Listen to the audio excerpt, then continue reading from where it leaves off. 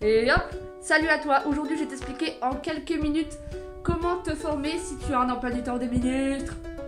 Alors c'est parti, tout de suite. La clé numéro 1, ça va être de te former pendant les temps de transport. Je suppose que tu te déplaces de temps en temps et donc que tu prends la voiture, le métro, le train ou même tes petits pieds pour aller d'un point A à un point B. Et en fait, ce temps-là, ça dure souvent très longtemps, surtout pour les Parisiens. Et tu vas pouvoir l'optimiser, le rentabiliser pour pouvoir apprendre. Donc tu peux mettre des écouteurs ou un casque pour écouter, je sais pas moi, des vidéos inspirantes par exemple, ou alors des audiobooks, ou même peut-être, je sais pas, apprendre une langue, quelque chose comme ça.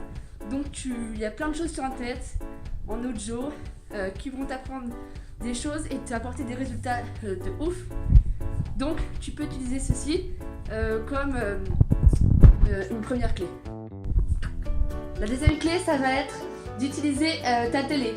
Au lieu de rentrer le soir et de regarder des films ou je sais pas, des téléréalités, le journal, etc., tu vas pouvoir brancher des choses directement sur ta télé et te planifier des petits films inspirants par exemple, ou des conférences, des interviews, des astuces que les youtubeurs peuvent te donner, ce genre de choses. Donc tu peux trouver plein de choses.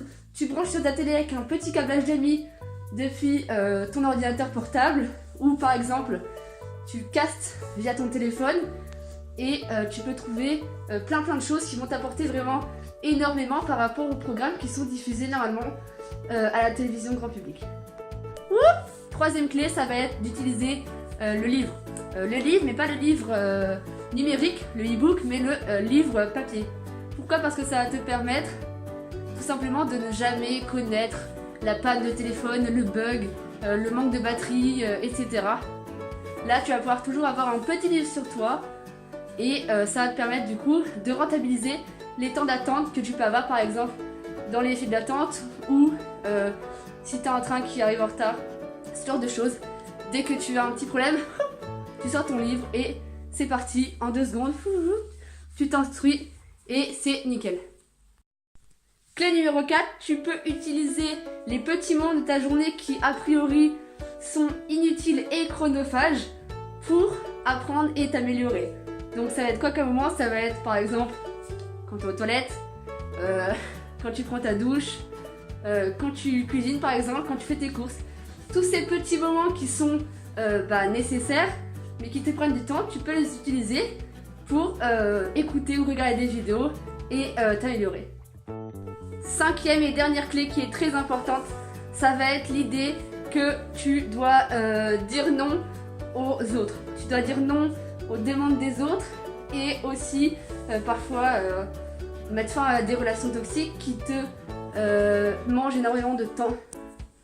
Alors l'idée c'est pas de dire non à tout le monde et de plus sortir et de vivre comme un reclus de la société, mais c'est plutôt de limiter les sorties, donc éviter de sortir tous les vendredis soirs ou tous les soirs même peut-être, pour te concentrer sur tes projets et gagner du temps là où tu peux, donc gagner du temps en évitant de faire les choses qui ne sont pas nécessaires pour toi.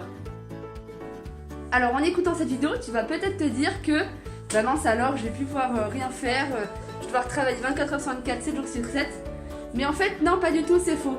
Là, je te donne juste quelques petites clés qui vont te permettre de grappiller quelques minutes ou quelques heures même peut-être par jour ou par semaine pour t'aider à avancer dans les projets qui sont importants pour toi. Et l'idée, ça va être surtout de ne pas faire beaucoup d'un coup et ensuite lâcher tous tes efforts. Ça va être plutôt de faire par exemple, je sais pas moi, 30 minutes par jour ou tu vois 2 heures par semaine. Et ce sera très bien parce que la répétition, retiens bien ça, la répétition vaut toujours mieux qu'un gros effort isolé. Donc c'est largement mieux de faire 1 heure par semaine d'apprentissage de langue par exemple que 5 heures d'un coup et après plus rien pendant 2 mois, tu vois. Donc c'est vraiment ça que tu dois retenir, c'est grappiller quelques petits moments de ta journée ou de ta semaine où tu peux t'améliorer et tu fais ça à répétition. Voilà, c'est fini pour aujourd'hui. J'espère que ça t'aura aidé et que ça va te donner des astuces pratico-pratiques, comme j'aime le dire. Et je te dis à bientôt pour une nouvelle vidéo.